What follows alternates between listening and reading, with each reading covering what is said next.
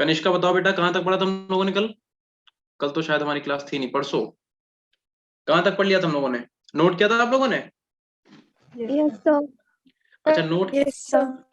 Class notes बनाए थे या आपने ड्राइव से जाके नोट किया था? कैसे नोट किया था आप लोगों ने? क्लास नोट्स बनाए थे। तो देख, ठीक है, तो बेटा देख के बताओ कहाँ तक हुआ था हम लोगों का? रिएक्शन विद नाइट्रोजन कर लिया था हमने। फिर से बेटा बताना कहाँ तक हो गया था? रिएक्शन विद नाइट्रोजन कर लिया थी। अच्छा, रिएक्शन विद नाइट्रोजन तक हम लोगों का हो गया था। यस सर, रिएक्टिविटी वगैरह पढ़ लिए थे। रिएक्टिव हम लोगों ने पढ़ ली थी। चलिए ठीक है, सब लोग आ गए? आ गए सब लोग। चलो ठीक है। कृतिका, मन्नत, महक, मेघा, पलक, पारुल, पायल, प्रतिभा, कनिष्का, प्रियल, रिया। चलो ठीक है, आप सबको आवाज आ रही है ना मेरी? Yes sir. चलिए, तो देखिए एक बार मैं क्या करता हूँ, आपको एक जल्दी से क्विक रिवीजन दे देते हैं, ठीक है? क्योंकि हम लोगों का कल एक दिन का बीच में गैप हो गया था, तो एक क्विक रिवीजन से आपको याद दिला देते हैं कि हम लोगों ने कहाँ तक कल पढ़ लिया था, ठीक है? उसके बाद हम लोग जो है अपना कंटिन्यू करते हैं। चलो ऐसा करते हैं, ये वाला पहन लेते हैं। तो देखो हम लोगों ने सबसे पहले 10th डेंसिटी, यानी कि ये कौन सा फिजिकल प्रॉपर्टी है? ये 11th है। 11th से पहले हम लोग 10th तक जो है वो हम लोग पढ़ चुके थे, ठीक है? और 10th जो हम लोगों की फिजिकल प्रॉपर्टी थी वो क्या थी? डेंसिटी। इतना याद है सबको? सबको इतना याद है? Yes sir. यस अगर आपको याद हो कि डेंसिटी का फॉर्मूला क्या होता था? मास अपॉन में वॉल्यूम, है ना? तो टॉप टू बॉटम आने पे, टॉप टू बॉटम आने पे, ठीक है, टॉप टू बॉटम आने पे क्या होता था? मास भी बढ़ता था और वॉल्यूम भी बढ़ती थी। देखो अगर सिर्फ वॉल्यूम बढ़ता तो डेंसिटी क्या हो जाती? कम। क्योंकि डेंसिटी और वॉल्यूम में कैसा क्या कहते हैं आपका रिलेशन है? इनवर्सली प्रोपोर्शनल का, इनवर्सली प्रोपोर्शनल, राइट, है ना? तो अगर सिर्फ वॉल्यूम बढ़ता तो क्या होता? डेंसिटी कम होती। बट हम लोगों ने देखा कि टॉप टू बॉटम आने पे मास भी इंक्रीज हो रहा था और वॉल्यूम भी इंक्रीज हो रहा था। तो अगर मास भी इंक्रीज होगा, वॉल्यूम भी इंक्रीज होगा, तो ओवरऑल डेंसिटी जो है वो भी क्या हो जाएगी? इंक्रीज हो जाएगी, ठीक है? बट एक एक्सेप्शन था। किसी को क्या वो एक्सेप्शन याद है? कोई बता सकता है? डेंसिटी वाला बेटा एक्सेप्शन याद है? आपने नोट किया था? अब कोई नहीं बोल रहा है। चलो अच्छा, खैर, तो आज की जब क्लास, हाँ बेटा क्या कह रहा हूँ? डेंसिटी का रिलेशन किसी को याद है? आप लोगों को बेटा मेरी आवाज क्लियर आ रही है? Yes sir. आप लोग बीच में बोल देना, ठीक है? क्योंकि आज मेरी नेटवर्क की वजह से ना एक क्लास कैंसिल हो गई है, ठीक है? तो अगर आवाज मेरी ना आए तो आप लोग मुझे बोल देना कि सर आपकी आवाज क्लियर नहीं है, ठीक है? तो चलो फिलहाल तो जो जहां तक हम लोग लास्ट क्लास में पढ़ा उसे वहीं छोड़ देते हैं। यहाँ से हम आपका एक बार क्या करते हैं, क्विक रिवीजन जल्दी से करा देते हैं, ठीक है? तो हम लोगों ने बात करी थी हाइड्रेशन एनर्जी से, ठीक है? हाइड्रेशन ऑफ आयंस, या फिर हम लोग इसी को बोलते थे हाइड्रेशन एनर्जी, ठीक है? तो आपको पता है कि हाइड्रेशन एनर्जी क्या होती है? What is hydration energy? तो जब भी कोई मेटल आयन, ठीक है, और मेटल आयन कौन से हम लोग बात कर रहे हैं? या तो ग्रुप फर्स्ट का, ठीक है, या तो ग्रुप फर्स्ट का, या फिर अपने पास किसका होगा? ग्रुप सेकंड का। क्योंकि हम लोग पढ़ कौन सा रहे हैं? हम लोग एस ब्लॉक पढ़ रहे हैं, ठीक है? तो ग्रुप फर्स्ट का कोई मेटल या फिर ग्रुप सेकंड का कोई मेटल जब वाटर के साथ रिएक्ट करता है, जब वाटर के साथ यानी कि एक्वा के साथ रिएक्ट करता है, तो क्या करता है? कुछ अमाउंट ऑफ एनर्जी को रिलीज करता है। उसी अमाउंट ऑफ एनर्जी को हम लोग क्या बोलते हैं? हाइड्रेशन एनर्जी बोलते हैं, ठीक है? और अगर आप बॉन्डिंग देखना चाहते हो, ठीक है, अगर आप बॉन्डिंग देखना चाहते हो कि मेटल और वाटर मॉलिक्यूल के बीच में बॉन्डिंग कैसी होगी, तो आपको पता है कि मेटल को पहले एक्वस फॉर्म में आना पड़ेगा। यानी कि अगर जो भी मेटल होगा पहले उसे क्या करना पड़ेगा? M+ आयन में आना पड़ेगा, ठीक है? और वो क्या करेगा? एक इलेक्ट्रॉन को निकालेगा, ठीक है? अब अगर ग्रुप फर्स्ट का कोई मेटल होगा तो कितने इलेक्ट्रॉन निकालेगा? सिर्फ एक ही इलेक्ट्रॉन निकालेगा, क्योंकि उसके आउटर मोस्ट शेल में सिर्फ एक इलेक्ट्रॉन होता है। और अगर ग्रुप सेकंड का कोई मेटल होगा तो कितने इलेक्ट्रॉन को निकाल सकता है? 2 इलेक्ट्रॉन्स को, ठीक है? फॉर एग्जाम्पल, जैसे अगर लिथियम होगा तो लिथियम एक इलेक्ट्रॉन को निकाल के क्या Li+ बनाएगा मेटल की जगह पे। और अगर ग्रुप सेकंड का कोई मेटल है तो वो क्या करेगा? फॉर एग्जाम्पल Be, तो Be क्या बना लेगा? Be2+ बना लेगा, राइट? तो पहले क्या होगा कि पहले ये जो मेटल्स हैं वो एक्वस फॉर्म में अपनी आएंगे। एक्वस फॉर्म का मतलब आयनिक फॉर्म में आएंगे, ठीक है? पहले आयनिक फॉर्म में आएंगे। आयनिक फॉर्म में आने के बाद होगा क्या कि मेटल के ऊपर कैसा चार्ज होगा? पॉजिटिव। मेटल के ऊपर होगा चार्ज पॉजिटिव। और क्योंकि जो वाटर मॉलिक्यूल होता है, देखो वाटर मॉलिक्यूल कैसा होता है आपको पता ही है, ठीक है? अच्छा, मुझे कोई वाटर का हाइब्रिडाइजेशन बता सकता है क्या? क्या वाटर का हाइब्रिडाइजेशन किसी को आता है निकालना? Yes sir. बताओ बेटा। Sir sp3। sp3, ठीक है, देखो, ठीक है। अच्छा मुझे आपने बेटा क्या नाम था? sp3 किसने बताया बेटा? अपना नाम बताओ। सर उदय शारदा। अच्छा, 2 लोगों ने बताया। एक चीज देखो, मुझे जरा एक चीज क्लियर करो, क्या ज्योमेट्री और शेप एक ही चीज है? देखो, क्या geometry no sir. No sir, ये सेम है या डिफरेंट है? डिफरेंट। I mean, ये इक्वल नहीं है ना, ज्योमेट्री और शेप आपस में इक्वल है क्या? नहीं है। नो सर, तो No, मुझे sir. अब आपका क्वेश्चन ये है कि आपको क्या करना है कि वाटर मॉलिक्यूल का आपको ज्योमेट्री भी बताना है और वाटर मॉलिक्यूल की आपको शेप भी बतानी है। तो आप वाटर मॉलिक्यूल की ज्योमेट्री बताओ, मॉलिक्यूल की शेप बताओ। सर ज्योमेट्री है डिस्टॉर्टेड टेट्राहेड्रल एंड शेप है इसकी बेंट शेप और वी शेप।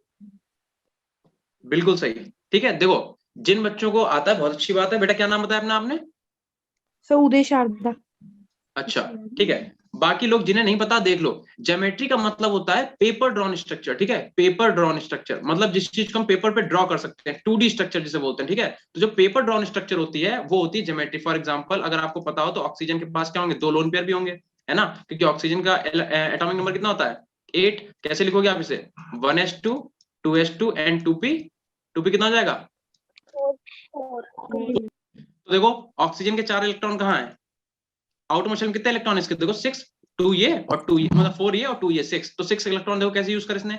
एक इलेक्ट्रॉन यहाँ पे यूज करा इस वाले हाइड्रोजन के साथ, और एक इलेक्ट्रॉन इसने यूज करा इस वाले हाइड्रोजन के साथ, ठीक है। अब देखो 6 में से 2 इलेक्ट्रॉन इसने यूज कर लिए बॉन्डिंग में, बचे कितने इसके पास?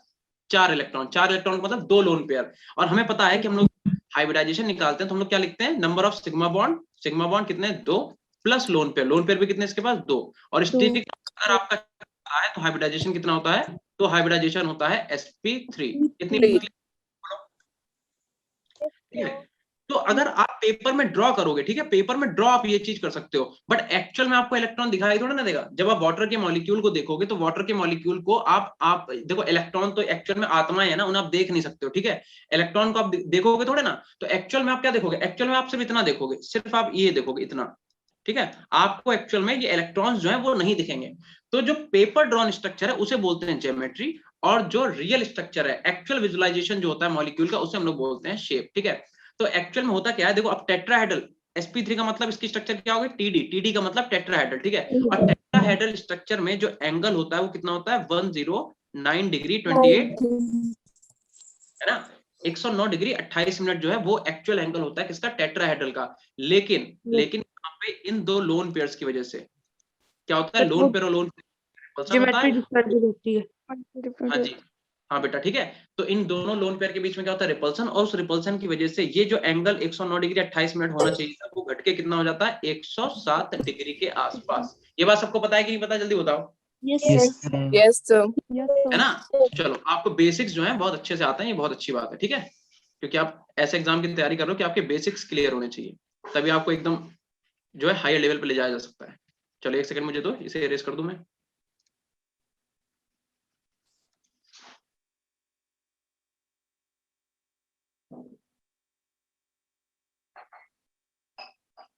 चलो इतने रखते हैं, ठीक है, बाकी इससे हमें मतलब नहीं है। हाँ जी, तो देखो, तो हम लोग बात कर रहे थे हाइड्रेशन एनर्जी की। तो अगर आपसे पूछता है कि डेफिनेशन हाइड्रेशन एनर्जी की क्या है, तो सीधी सी बात, देखो, कोई भी चीज याद करने की जरूरत नहीं, कॉन्सेप्ट को आप समझ लो कि जब भी कोई मेटल वाटर में डिसॉल्व होगा या फिर वाटर से हम उसकी रिएक्शन जब कराएंगे तो सर्टेन अमाउंट ऑफ एनर्जी का रिलीज होगा, ठीक है। Certain amount of energy required भी हो सकती है। तो उस केस में वो जो एनर्जी का अमाउंट होगा, उसी एनर्जी के अमाउंट को हम लोग क्या बोलते हैं? Hydration energy. और हमने हाइड्रेशन एनर्जी का आपको फॉर्मूला क्या बताया था कि hydration energy is directly proportional to the charge upon size. अगर मैं आपसे बोलूं, ठीक है, देखो, एक आपके पास इसे हटाते हैं यहां से, ठीक है। मान लो आपके पास क्या है? एक सोडियम Na+ है, ठीक है, जिससे पूछेंगे नाम लेके वही बताएगा। एक आपके पास Mg2+ है और एक आपके पास जो है एल्यूमिनियम 3+ है, ठीक है। तो अब आपको इसमें हाइड्रेशन एनर्जी का ऑर्डर बताना है, ठीक है। जिसका नाम लेके मैं पूछूंगा वही बोलेगा, सब नहीं बोलेंगे, ठीक है। देखो, इन बच्चों के हम नाम लेते रहते हैं बार बार, ठीक है। तो जिन बच्चों के नाम नहीं लेते उनके लेंगे। शैलजा शर्मा, आपको आवाज आ रही मेरी बेटा? शैलजा और सिफाली आ रही है। कट के आ रही है? बाकी बच्चों को क्लियर आ रही है? Yes sir. तो दैट मीन शिवानी और शैलजा, बेटा आपके तरफ नेटवर्क में कुछ इशू होगा, ठीक है। शिवांश बेटा, आपको आ रही है? तो आप बताओ मुझे, बताओ शिवांश, बताओ कि इसमें हाइड्रेशन एनर्जी का ऑर्डर बताओ। Na+, Mg+ और Al3+ में हाइड्रेशन एनर्जी सबसे ज्यादा किसकी होगी? सर Al3+ की सबसे ज्यादा होगी। फिर सर फिर मैग्नीशियम फिर सोडियम।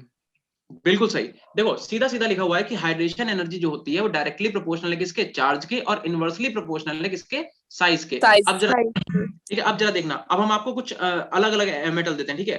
फॉर एग्जांपल मैं आपको Na देता हूँ, ठीक है, देन आपको मैं देता हूँ Mg2+ देता हूँ, ठीक है, Mg2+, फिर आपको मैं Sr2+ देता हूँ, देन आपको मैं Rb+ देता हूँ, देन आपको मैं देता हूँ फॉर एग्जांपल कुछ भी ले लो, CS ले लेते हैं, चलो CS+, ठीक है। ये क्वेश्चन है, चलो सब लोग करके दिखाओ जल्दी से। इसमें हाइड्रेशन एनर्जी का ऑर्डर बताओ, सब लोग मत बोलना एक साथ, जिसका हो जाए बोलना सर मेरा क्वेश्चन हो गया, हम उसका नाम लेके उससे पूछ लेंगे, ठीक है। सब लोग मत बोलना एक साथ बेटा। सर आपने आरबी के ऊपर पॉजिटिव चार्ज लगाया है? आरबी के ऊपर, जी बेटा, आरबी के ऊपर 1+ चार्ज है, ठीक है। Yes sir. चलो मैं इसे ठीक कर देता हूँ।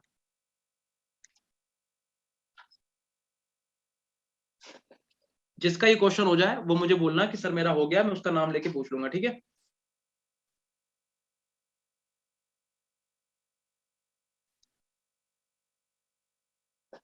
देखो मैंने एक चीज क्लास में कल भी बोली थी, आज भी मैं आपसे बोल रहे हैं। देखो बेटा ऐसा होता है, जब आप लोग यहाँ पे पढ़ रहे होते हो, ठीक है, तो जो आपकी फैकल्टी है जहां से हम लोग जुड़े हुए हैं, वो फैकल्टी आपके बारे में पूछती है कि बताओ सर, आप हमसे पूछा जाता है कि हमारी क्लास में कौन कौन से ऐसे बच्चे बहुत ज्यादा एक्टिव रहते हैं, कौन से ऐसे बच्चे हैं जो हर क्वेश्चन का आंसर देते हैं, हर क्वेश्चन को अटेम्प्ट करते हैं। हर क्वेश्चन का सही आंसर देना जरूरी नहीं है, ठीक है, बट हर क्वेश्चन आपसे जो पूछा जा रहा है उसका आंसर देना जरूरी है। अगर आपको आता है तब भी बोल दो मुझे आता है, नहीं आता है तब भी बोल दो।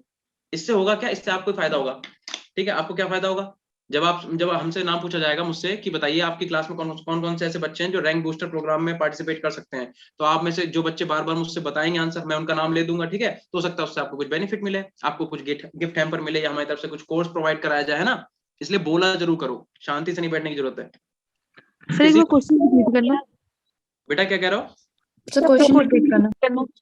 क्वेश्चन ये है कि Na+, ठीक है, Mg2+, Sr2+, Rb+ and CS+, इसमें आपको हाइड्रेशन एनर्जी का ऑर्डर बताना है। मतलब आप सबसे कम से ज्यादा बता दो, सबसे ज्यादा से कम बता दो। चलो सबसे ज्यादा किसकी होगी और सबसे कम किसकी, हो गया? हो गया। Yes sir. ठीक है ठीक है ठीक है, बता दो बेटा, नाम बताओ अपना। सर रिया। रिया, ठीक है, पहले नाम पहला पहला पहला जो है रिया ने बोला है। अगर रिया का गलत होता है तो और किसी से पूछेंगे, ठीक है। चलो बताओ बेटा, सबसे ज्यादा हाइड्रेशन एनर्जी किसकी होगी? Sir Mg2+। सबसे ज्यादा होगी Mg2+ की, ठीक है, Mg2+ की। Then sir Sr2+। Mg2+ के बाद बताओ बेटा। Sir Sr2+। Mg2+ के बाद Sr2+, रिया बता रही है। देन उसके बाद सर उसके बाद Na+। फिर बता रही है Na+, then sir Rb+। Rb+, फिर उसके बाद एक ही बचा CS+, ठीक है।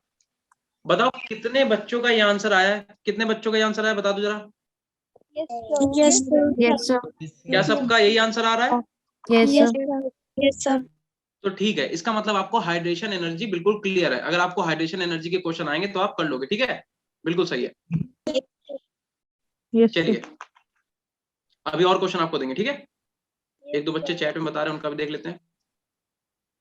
कनिका करिए सर, अच्छा हाँ ठीक है।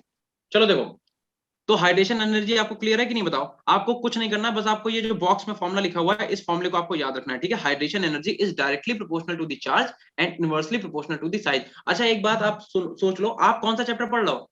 S block.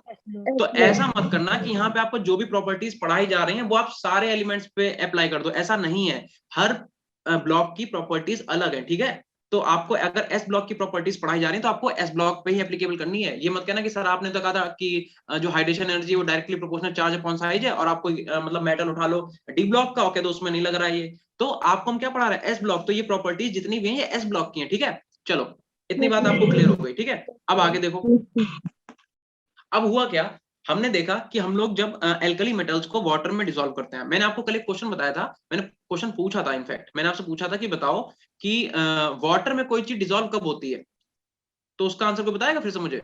वाटर में कोई चीज डिसॉल्व कब हो सकती है? जब आयन की फॉर्म में होता है। ठीक है, या तो वो आयन की फॉर्म में, ये तो बिल्कुल बात सही है। देखो दो तरीके से, एक तो जब वो वाटर के साथ क्या करे, हाइड्रोजन बॉन्डिंग कर ले, ठीक है, एक तो क्या कर सकता है, हाइड्रोजन बॉन्डिंग कर सकता है वाटर के साथ, और दूसरी बात क्या कि उसका नेचर भी वैसा ही हो जैसा नेचर वाटर मॉलिक्यूल का है, यानी कि वो भी कैसा हो, पोलर हो, ठीक है। ये दो बातें आप याद रखिएगा, ठीक है। चलो अब देखो जरा, तो हम लोगों को पता है कि हम लोग जब एल्कली मेटल्स को क्या करते हैं, वाटर में डिसॉल्व करते हैं, एल्कली मेटल्स को हम लोग जब वाटर में डिसॉल्व करते हैं तो दो टाइप के कॉम्प्लेक्स मिलते हैं। एक हमें मिलते हैं कैसे, एक्वा हाइड्रेटेड फॉर्म में। हाइड्रेटेड सॉल्ट मिलते हैं, और दो टाइप के हाइड्रेटेड सॉल्ट मिलते हैं, एक टेट्रा एक्वा लिथियम पॉजिटिव यानी कि टेट्रा एक्वा सॉल्ट, और एक मिलता है हेक्सा एक्वा सॉल्ट, ठीक है। तो आपको ये बात ध्यान रखनी पड़ेगी कि जो लिथियम है आपका, ठीक है, जो आपका लिथियम है वो आपको कैसा देता है, वो आपको टेट्रा एक्वा सॉल्ट देता है, ठीक है, वो आपको कैसा देता है, टेट्रा एक्वा सॉल्ट। इसका रीजन क्या है, इसका रीजन ये है क्योंकि यहाँ पे लिथियम के पास 2s0 2p0, इसके बाद 3d सेल नहीं होती है, 3d सेल जो है इसके पास नहीं होती ही नहीं है, ठीक है। तो इसके पास सिर्फ 4 ऑर्बिटल वैकेंट होते हैं, उन्हीं 4 ऑर्बिटल में वाटर के जो मॉलिक्यूल्स हैं वो अपने लोन पेयर ऑफ इलेक्ट्रॉन को क्या करते हैं, डोनेट करते हैं, और इसके साथ टेट्रा एक्वा आयन बना लेते हैं, ठीक है। वेयर एज जो बाकी के जितने भी मेटल हैं फर्स्ट ग्रुप के, यानी कि sodium, potassium, rubidium and caesium, ये क्या करते हैं, वाटर के साथ हेक्सा एक्वा आयन बनाते हैं, और ये इसलिए बनाते हैं क्योंकि इनके पास, इनका आउटरमोस्ट शेल देखो 3s0 3p0 3d0। मैंने आपको कल एक बात बताई थी, जैसे मान लो ये न्यूक्लियस है, ठीक है, और ये पहली शेल, ये दूसरी और ये तीसरी। अच्छा बताओ एक शेल में कितनी सब शेल होती हैं, एक शेल में कितनी सब शेल? सर वो डिपेंड करता है pp3 sp2। नहीं बेटा, मैं इलेक्ट्रॉन की बात नहीं कर रहा हूं, मैं कह रहा हूं एक शेल में सब शेल कितनी होती हैं। देखो एक पहले तो बात सुनो, आप लोगों ने पढ़ा ना के, फिर आपने पढ़ा एल, आपने पढ़ा शेल होती हैं, और एसपीडीएफ ये क्या होती है, सब शेल होती हैं। तो एक शेल के अंदर कितनी सब शेल होती है बेटा बताओ? तो अपनी कॉपी निकालो, वहां पे डालो एक नोट, और उसमें लिखो, जल्दी से लिखो, जल्दी से, जिस भी लैंग्वेज में लिखना लिखो, लिखो कि जो भी सेल का नंबर है, जो भी सेल का नंबर है उसके अंदर सब शेल भी उतनी ही होंगी। अगर मान लो L = 1, सब शेल आपकी एक है तो उसके अंदर, सॉरी, अगर शेल आपकी एक है तो सब शेल भी उसके अंदर कितनी होगी, एक ही होगी, ठीक है। इसे हम लिख देते हैं ठीक से, इधर लिख लो शेल, इधर लिख लो आप सब शेल, ठीक है। तो देखो ये चीज नोट करो, अगर शेल का नंबर एक है तो सब शेल भी कितना होगा, एक। सेकंड सब शेल कितनी होंगी, 2, मतलब ये 2 लिखो, सॉरी 2, ठीक है।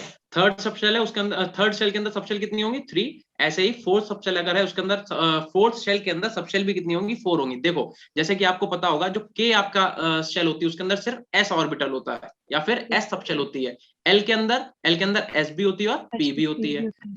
M के अंदर s भी है, p भी है और d भी है। और ये कौन सा है, ये क्या है, देखो ये फर्स्ट सेल है, ये सेकंड है और ये थर्ड है। देखो फर्स्ट सेल में सब शेल कितनी, 1, सेकंड शेल में सब शेल कितनी है, 2, और थर्ड शेल में सब शेल कितनी है, 3। ऐसे अगर आप फोर्थ सेल लेते हो, ठीक है, फोर्थ सेल अगर आप लेते हो तो उसके अंदर S भी होगा, P भी होगा, D भी होगा और F भी होगा, ध्यान रखना। तो जितनी नंबर ऑफ शेल उसके अंदर उतने ही नंबर ऑफ सब शेल होंगे, ये बात कहीं पे नोट कर लो बहुत ध्यान से, ठीक है। इतनी बात क्लियर है?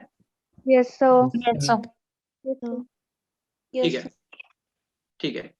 तो आपको ये बात पता चल गई कि एक शेल के अंदर कितनी सब शेल होती हैं, ठीक है। जितना नंबर ऑफ शेल उतना ही नंबर ऑफ सब शेल, ठीक है। तो देखो ये आपने नोट पहले से कर रखा है, तो हमें पता है कि हम जब सोडियम का इलेक्ट्रॉनिक कॉन्फ़िगरेशन लिखते हैं तो क्या होता है, 1s2 2s2। इसे मैं जूम कर दूं क्या थोड़ा?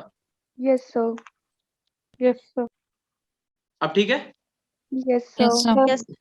ठीक है। तो देखो तो सोडियम का जो इलेक्ट्रॉनिक कॉन्फ़िगरेशन होता है 1s2 2s2 2p6 3s0 3p0 3d0। 3s0 कैसे आया, क्योंकि 3s 1 था और इसे एक इलेक्ट्रॉन को निकालने के बाद ही तो Na+ में कन्वर्ट हुआ, यानी कि 3s भी कैसा हो गया, 0, 3p 0 और 3d भी 0। इसका मतलब ये हुआ कि देखो सोडियम के पास एक तो s ऑर्बिटल खाली है, 3 p ऑर्बिटल खाली है और 5 इसके पास d ऑर्बिटल खाली है। लेकिन मैंने आपको बताया था कि कोऑर्डिनेशन नंबर जो होता है, कोऑर्डिनेशन नंबर वो मैक्सिमम कितना हो सकता है, 6 हो सकता है, ठीक है। ठीक है, क्यों होता है ये, रिया बताओ बेटा क्यों होता है? Yes sir. मैं पूछ रहा हूं कि किसी भी मेटल का कोऑर्डिनेशन नंबर मैक्सिमम 6 ही होता है। वैसे तो होने को होते हैं, एक्सेप्शन में तो हर चीज है, लेकिन इन जनरल 6 ही होते हैं। तो ऐसा क्यों होता है बताओ, 6 से ज्यादा कोऑर्डिनेशन नंबर क्यों नहीं होता किसी मेटल का? सर पता नहीं सर, आई डोंट नो। ठीक है बेटा, देखो एक्चुअल में होता क्या है, जैसे मान लो ये कोई मेटल है, ठीक है।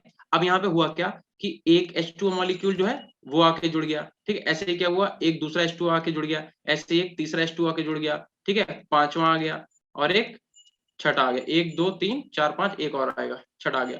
अब एक बात बताओ, आपको कहीं भी जगह दिख रही है कि सातवां लिगेंड कहीं से अटैक कर सकता है क्या? बताओ, क्या मेटल के पास कहीं पे आपको ऐसी जगह दिख रही है जहां से सातवां जो लिगेंड होगा वो आके अटैक करे? No, sir. इसलिए होता क्या है, 6 लिगेंड जब मेटल से आके जुड़ते हैं, इसलिए सुनो मेरी बात, होता क्या है कि जब 6 लिगेंड्स का मतलब जो अपने lone pair of electron metal के एम्प्टी ऑर्बिटल में दें, ठीक है, इसलिए होता यह है कि जब 6 लिगेंड मेटल से आके जुड़ते हैं तो उस केस में क्राउडिंग इतनी ज्यादा हो जाती है, ठीक है, कि इनके बीच में रिपल्सन होने लगता है। मतलब अगर आपने एक और H2O इसमें जोड़ना चाहा तो वो उस केस में नहीं जुड़ पाएगा, क्योंकि इनके बीच में इलेक्ट्रॉन का रिपल्सन होगा, मेटल पे नेगेटिव चार्ज बहुत ज्यादा बढ़ जाएगा। मतलब समझ रहे हो, ये अपने लोन पेयर जो है वही तो मेटल को दे रहे हैं। अब सोचो इनके ऑर्बिटल में, मेटल के ऑर्बिटल में बहुत सारे इलेक्ट्रॉन हो जाएंगे, बहुत सारे इलेक्ट्रॉन, तो इन इलेक्ट्रॉन के बीच में रिपल्सन भी तो बहुत ज्यादा होगा। इस वजह से मेटल क्या हो जाएगा, अनस्टेबल हो जाएगा। तो ध्यान रखना कि इन जनरल क्या होता है कि जो मेटल कॉम्प्लेक्स होते हैं उनका कोऑर्डिनेशन नंबर 6 ही होता है, 6 से ज्यादा नहीं हो सकता, 6 से कम हो सकता है, ठीक है। तो वही चीज है कि यहाँ पे सोडियम के पास क्या होता है, एम्प्टी कितने ऑर्बिटल है, एक एस है, 3 पी है और 5 डी है, लेकिन हमें पता है कि 5 डी नहीं यूज कर सकते हम डी कितने यूज करेंगे बताओ जरा? तो 2।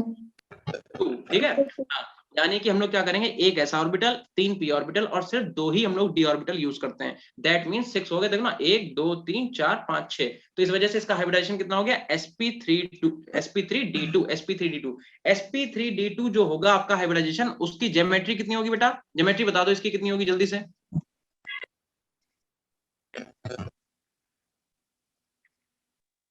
आप लोगों को बेटा मेरी आवाज आ रही है? Yes sir. तो मैं पूछ रहा हूँ कि sp3d2 जो होगा, sp3d2 इसकी ज्योमेट्री कितनी होगी? तो ट्राइगोनल बाइपिरामिडल, वेरी गुड, ठीक है, क्योंकि स्टेरिक नंबर कितना है इसका, 3 1 4 5 6, नहीं बेटा स्टेरिक नंबर इसका 6 है, सॉरी स्टेरिक नंबर देखो इसका कितना है, 6 है, 3 ऑक्टाहेड्रल, बिल्कुल सही। जो लोग ऑक्टाहेड्रल बता रहे हैं उनका आंसर सही है, क्योंकि इसका स्टेरिक नंबर 6 है ना, और 6 स्टेरिक नंबर। ऑक्टाहेड्रल स्ट्रक्चर पता है आपको कैसे होती है? ऑक्टाहेड्रल स्ट्रक्चर देख लो कैसी होती है, जैसे ये मेटल, इससे यहाँ पे कोई एक लिगेंड होगा, एक लिगेंड यहाँ पे होगा, एक लिगेंड यहाँ पे होगा, एक यहाँ पे और एक ऐसे, एक ऐसे। इस स्ट्रक्चर को हम लोग क्या बोलते हैं, ऑक्टाहेड्रल। समझ गए? ठीक है, चलो। तो हम लोग ये बात हम लोगों ने कल पढ़ ली थी कि जो एल्कली मेटल्स होते हैं उन्हें जब हम लोग वाटर में डिसॉल्व करते हैं तो लिथियम जो है वो हमारा कैसा हाइड्रेटेड फॉर्म बनाता है, वो बनाता है टेट्रा एक्वा आयन, और बाकी के जो रेस्ट ऑफ एलिमेंट जितने भी बचे वो क्या करते हैं, वो हेक्सा एक्वा आयन बनाते हैं, यानी कि वहां से 6 वाटर मॉलिक्यूल ऐड हो जाते हैं। देन उसके बाद हम लोगों ने क्या करा था, एक हम लोगों ने क्वेश्चन, हमने आपसे एक क्वेश्चन पूछा था, क्या कह रहा है, what will be the coordination number of lithium sodium rubidium potassium caesium in hydrated form? तो बता दो, जल्दी से बता दो, पढ़ चुके आप ये? 4 होगी, बाकी सभी की 6 होगी। बाकी सबकी 6 होगी ना, सोडियम पोटेशियम सबकी कितनी होगी, 6, और लिथियम 4। ठीक है ठीक है ठीक है ठीक है ठीक है बेटा, ठीक है, चलो ये हम लोग पढ़ चुके हैं। अब आते हैं हम लोग एल्कलाइन अर्थ मेटल पे। तो जो केस हम लोगों का एल्कली मेटल के लिए था, ठीक है, ध्यान रखना, जो केस हम लोगों का एल्कली मेटल के लिए था वही केस हम लोगों का रहेगा किसके लिए, एल्कलाइन अर्थ मेटल के लिए। कब? जब हम लोग बात करेंगे हाइड्रेशन एनर्जी की। मतलब ये, जब आप एल्कलाइन अर्थ मेटल को भी वाटर में डालोगे, जब इन्हें वाटर में डिसॉल्व करोगे, तो जैसे वहां पे लिथियम क्या कर रहा था, टेट्रा एक्वा आयन बना रहा था, वैसे यहाँ पे बेरिलियम भी क्या करेगा, टेट्रा एक्वा आयन बनाएगा, ठीक है। यानी कि यहाँ पे बेरिलियम का कोऑर्डिनेशन नंबर जो है वो कितना हो जाएगा, 4, ठीक है। और बाकी के जितने भी एलिमेंट हैं, बाकी के एल्कलाइन मेटल जितने भी हैं, वो क्या करेंगे, हेक्सा एक्वा आयन बनाएंगे, यानी कि इनका कोऑर्डिनेशन नंबर कितना हो जाएगा, 6। बोलो, इतनी बात क्लियर है? Yes sir. अच्छा, इसका रीजन क्या है? रीजन वही है अपने पास, क्योंकि बेरिलियम के पास डी ऑर्बिटल तो होता ही नहीं है, बेरिलियम के पास 3d ऑर्बिटल नहीं होता है, ठीक है। तो जब इसके पास डी ऑर्बिटल ही नहीं है तो जो लिगेंड होंगे वो अपने इलेक्ट्रॉन पेयर देंगे कहाँ, है ना। तो इसका मतलब यहाँ पे क्या होगा, सिर्फ 1 2 3 4 ऑर्बिटल यूज होंगे। वेयर एज जो आपके पास मैग्नीशियम, कैल्शियम, स्ट्रोंशियम और बेरियम है, उनके पास 3d ऑर्बिटल होता है। तो जो लिगेंड होता है वो क्या करता है, 2d ऑर्बिटल का यूज करके हेक्सा एक्वा आयन बनाता है। बोलो, इतनी बात सबको क्लियर है कि नहीं है? Yes sir. Yes sir. तो हम लोगों को इतना तो पता ही है। चलो आगे बढ़ते हैं, ठीक है। अब आते हैं हम लोग सॉल्युबिलिटी पे, ठीक है। तो सॉल्युबिलिटी के लिए मैंने आपको पहले तो एक चीज बता दी थी कि एक तो आयन की, एक तो हम लोग लिक्विड की, मतलब सॉरी लिक्विड नहीं, एक्वस की सॉल्युबिलिटी की बात करेंगे, है ना। और एक बात करेंगे हम लोग जब मेटल को आपस में मिला दें, ठीक है। तो आपने पढ़ रखा होगा लाइक डिसॉल्व लाइक, मैंने आपको लास्ट क्लास में बताया था, जो जैसा है वो वैसे में ही डिसॉल्व होगा। यानी कि अगर कोई पोलर सॉल्वेंट है तो वो किस में डिसॉल्व होगा, पोलर में, पोलर ठीक है।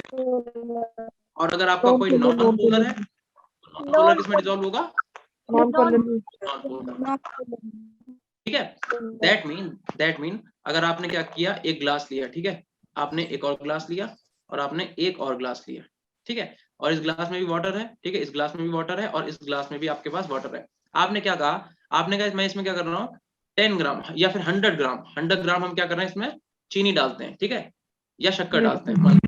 और हम लोग क्या करते हैं, 100 ग्राम हम लोग क्या करते हैं, हम लोग नमक डालते हैं NaCl, और इसमें हम लोग क्या करते हैं, 100 ग्राम क्या करते हैं हम लोग, सैंड डाल देते हैं, ठीक है, हम लोग क्या डाल करते हैं, सैंड। तो कौन सा आपका ट्रू सॉल्यूशन होगा, बता दो। नमक वाला सॉल्ट वाला, नमक और वाला। चीनी वाला, ठीक है, मतलब शक्कर मिलाओगे वो भी डिसॉल्व हो जाएगी, नमक मिलाओगे वो भी डिसॉल्व हो जाएगी, लेकिन वाटर में सैंड डिसॉल्व नहीं होगी, बिकॉज ऑफ वाटर कैसा है, पोलर इन नेचर, और सैंड कैसी है, नॉन पोलर, है ना। यानी कि पोलर और नॉन पोलर कभी भी आपस में रिएक्ट नहीं करेंगे, ये बात आपको याद रखनी पड़ेगी। लेकिन हम लोग यहाँ पे इसकी बात नहीं कर रहे हैं, हम लोग बात कर रहे हैं एलॉयस की। हम लोग बात किसकी कर रहे हैं, एलॉयस की, एलॉयस की। अब देख लो एलॉयस क्या होते हैं, क्या क्या कह रहा है, कह रहा है सॉलिड सॉल्यूशन ऑफ 2 और मोर मेटल्स। अगर आप 2 या 2 से ज्यादा मेटल्स को आपस में मिला देते हो तो जो उस केस में आपके पास चीज बन के आती है उसे हम लोग क्या बोलते हैं, एलॉय बोलते हैं।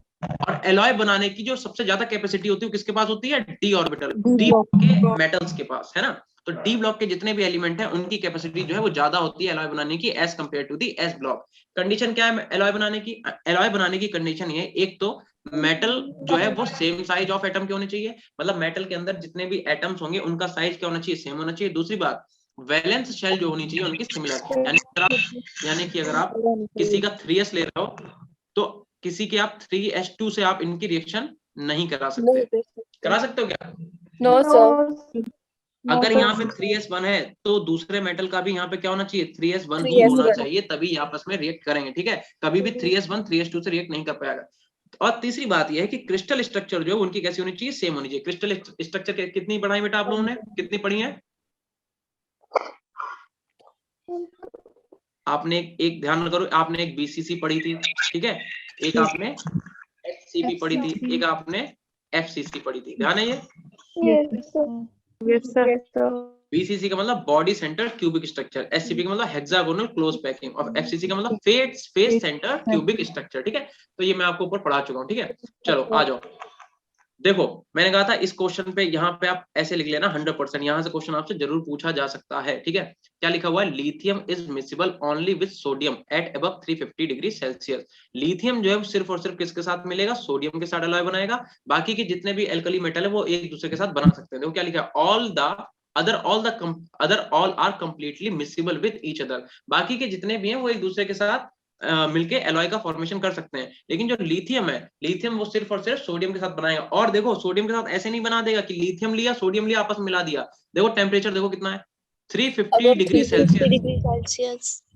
हाँ, और वो भी क्या लिखा हुआ है, एबव, मतलब इसके भी ऊपर। जब आप इतना ज्यादा टेम्परेचर करोगे या इससे ज्यादा करोगे तब जो लिथियम आपका है वो सोडियम के साथ क्या करेगा, मिल जाएगा, अदरवाइज सोडियम के साथ भी नहीं मिलेगा, ठीक है। लेकिन अगर आपसे क्वेश्चन कहा बोला जाए, जैसे ये क्वेश्चन लिखा है पढ़ो, कह रहा है which miscibility pair is not correct, ठीक है, इसमें से कौन सा करेक्ट नहीं है। तो आपको ये देखना है कि लिथियम जो है,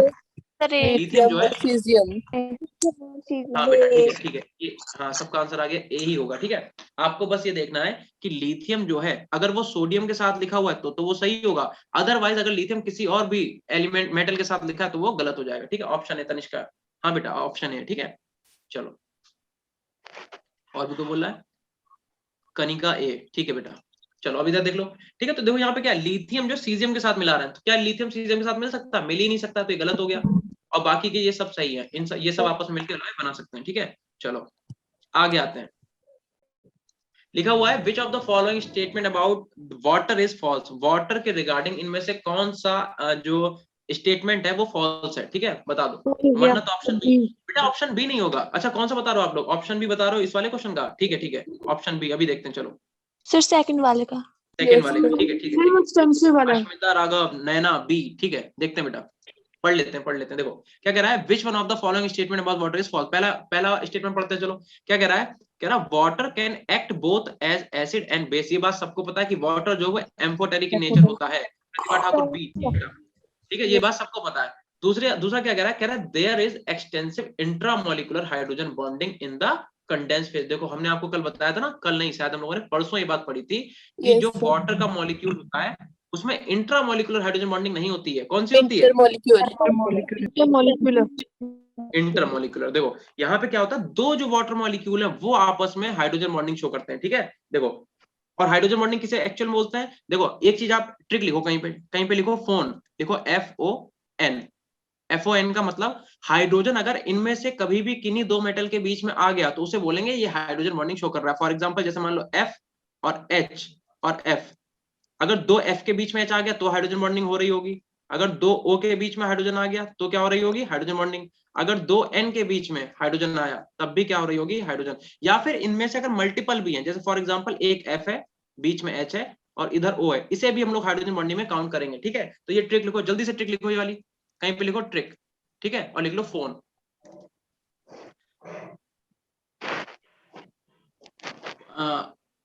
उदय कुछ बता रहा है, water process intermolecular hydrogen bonding in the condense phase rather than intermolecular. बिल्कुल सही बेटा, ठीक है ठीक है, सही है, बहुत अच्छे से पढ़ लो तुम लोग, ठीक है, पूरा कंसंट्रेशन से, बहुत अच्छी बात है।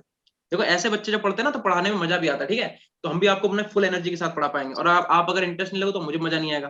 ध्यान रखना, इंट्रा का मतलब क्या होता है। इंट्रा का मतलब जैसे मान लो कोई मॉलिक्यूल है, इस मॉलिक्यूल के एटम जो है इन्हीं के बीच में अगर आपस में बॉन्डिंग हो गई उस बोलते हैं इंट्रा, ठीक है। और इंटर का मतलब जब अलग अलग मॉलिक्यूल के बीच में हो, ठीक है। तो ध्यान रखना, वाटर के बीच में इंट्रा मॉलिक्यूल नहीं होती है, इंटर मॉलिक्यूलर होती है। और ये ट्रिक लिख लेना, FON फोन। अगर ये एटम इन एटम के बीच में कहीं भी हाइड्रोजन आएगा तो हम लोग बोलेंगे ये हाइड्रोजन बॉन्डिंग शो कर रहा है, ठीक है। अदरवाइज कोई भी आपको नहीं देखना है। चलो अगला क्वेश्चन देखो क्या कह रहा है। कह रहा ice formed by heavy water sink in normal. ये बात सही है कि नहीं है? The C option. Yes, sir. Yes sir, सही है। Option. Ashmita, C option. अच्छा आप नेक्स्ट क्वेश्चन पहुंच गए। अश्मिता थोड़ा धीरे धीरे, हम लोग भी आपके साथ ही चलेंगे ना।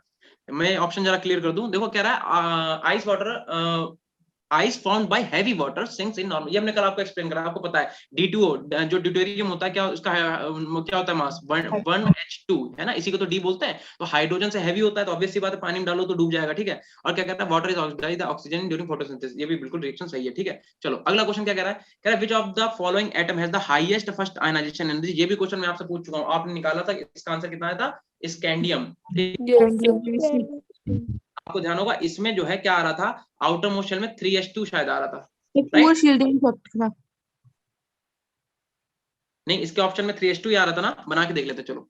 Yes sir. स्कैंडियम का कितना, 1S 2S 3 2P orbital आ रहा 3S 3P 4S आएगा, 4S आएगा बेटा, 4S। Yes, sir, 4S2। 4 10 तो 12 12 6 18 और 20 21, ठीक है। 4S2 आएगा, यानी कि इसका आउटर मोस्ट शेल किसमें, 4S में है, ठीक है। तो यहाँ पे 2 है, बाकी सब में कितना होगा, 1 1। देखो Na में भी 1 आएगा, ठीक, पोटेशियम में 1 आएगा, रुबीडियम में भी 1 आएगा, ठीक है। तो यहाँ से एक इलेक्ट्रॉन निकालना ज्यादा आसान है as compare to this one, क्योंकि ये फुल फील्ड है। तो ये भी क्वेश्चन में करा चुका हूँ, ठीक है। चलो अब बात करते हैं मेटल लिक्विड अमोनिया सोल्यूशन। एक बार इसे फिर से जल्दी दिखा देते सबको। Due to poor shielding effect, उधर क्या कह रहा है, due to poor shielding effect removal of 1 electron from 4s orbital is difficult as compare to the 4s। हाँ ठीक है बेटा, ठीक है। चलो देखो अगला क्वेश्चन क्या कह रहा है। कह रहा है एल्कली मेटल, अगर हम लोग एल्कली मेटल को अमोनिया सॉल्यूशन में डाल दें तो मैंने आपको बताया था क्या होगा। और यहाँ पे देखो अमोनिया का लिक्विफाइड टेम्परेचर लिखा हुआ कितना था, -78 डिग्री सेल्सियस या फिर सेंटीग्रेड जो भी बोल लो, ठीक है। देखो इधर सॉल्यूशन फॉर्म, तो देखो ये जब मेटल को जब हम लोग मेटल्स को अमोनिया के साथ मिलाते हैं तो कुछ स्पेशल प्रॉपर्टीज शो होती हैं। कौन कौन सी, पहली बात तो पैरामैग्नेटिक होता है, दूसरी बात ब्लू कलर के होते हैं, तीसरी बात जो लो कंसंट्रेशन पे ब्लू कलर के और हाई कंसंट्रेशन पे होते हैं ब्राउन कलर के, ठीक है। अगली बात क्या है, these metal liquid ammonia solution are good reducing agent। और नेक्स्ट क्या है, they are good conductor and conductivity जो है डिक्रीज होती है due to increase in concentration। मैंने आपको कहा था ये सब आपको याद करने की जरूरत नहीं, आपको सिर्फ इतना याद होना चाहिए कि आपसे पूछा जाएगा कि जो लिक्विड अमोनिया होती है जब वो मेटल्स के साथ एल्कली मेटल एल्कलाइन मेटल के संग जब वो रिएक्ट करती है तो उस केस में कलर किस वजह से आता है, ठीक है। तो आपको ध्यान होगा ये जो हमने लिखवाया था सॉल्वेटेड इलेक्ट्रॉन, ध्यान है सबको याद है? Yes sir. एमोनिएटेड इलेक्ट्रॉन्स की वजह से आता है या फिर सॉल्वेटेड इलेक्ट्रॉन की वजह से ही क्या होता है, पैरामैग्नेटिज्म करेक्टर आता है, क्योंकि क्या होता है एक अनपेयर्ड इलेक्ट्रॉन है, अनपेयर्ड इलेक्ट्रॉन होगा तो कैसा होगा, पैरामैग्नेटिक, और इसी की वजह से क्या होता है, कॉम्प्लेक्स जो होता है वो कैसा हो जाता है, ब्लू कलर का हो जाता है। ठीक है, तो ये आप पढ़ चुके हो आई होप। ठीक है, तो इसे हम लोग ज्यादा घसीटेंगे नहीं, आगे बढ़ते हैं। तो मेन हम लोगों को चालू करना था केमिकल प्रॉपर्टीज से। ठीक है, केमिकल प्रॉपर्टीज में हम लोगों ने सबसे पहली जो हेडिंग पढ़ी थी वो डाली थी रिएक्टिविटी विद एयर। बोलो, इतनी बात क्लियर है? Yes, sir. चलो एक बार जरा पानी यानी पी लो सब लोग, फिर रिएक्टिविटी ऑफ एयर से स्टार्ट करते हैं हम लोग। ठीक है, इसे आज केमिकल प्रॉपर्टी खत्म कर देंगे अभी।